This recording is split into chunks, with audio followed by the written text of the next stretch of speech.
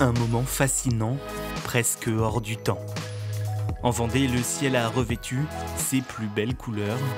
Le temps d'émerveiller les chanceux, comme cette Vendéenne qui a pu apercevoir et capturer en photo ces aurores boréales. J'étais émue, vraiment, j'étais émue de voir ça ici, en France, quoi. Juste chez nous, quoi. C'était vraiment très chouette.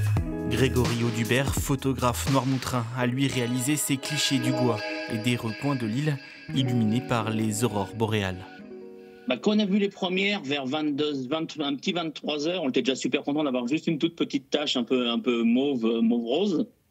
Et puis quand ça a pris de l'ampleur, une heure après, on était comme des gamins à Noël devant un cadeau, quoi. On était en train d'hurler sur le Gois tous les deux avec le copain, on était fous, quoi.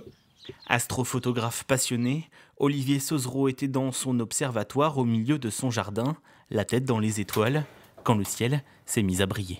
C'est le chant des oiseaux qui, soudain, m'a alerté. Les oiseaux chantaient comme si l'aube était sur le point de se lever. Et là, j'ai levé les yeux, intrigué par ce chant d'oiseaux.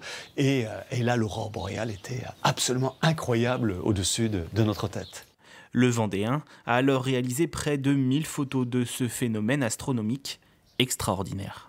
C'est une tempête, on va dire électrique pour simplifier, qui est mortelle. Heureusement, notre planète Terre est protégée par un bouclier qu'on appelle le champ magnétique, mais qui est, pour simplifier, percé au niveau des pôles. Et donc, un certain nombre de ces particules électriques provoquées par la tempête solaire vont s'engouffrer dans l'atmosphère de notre planète au niveau des pôles et particulièrement au niveau du cercle polaire et exciter les hautes couches du gaz de notre atmosphère et provoquer ce phénomène de lumière.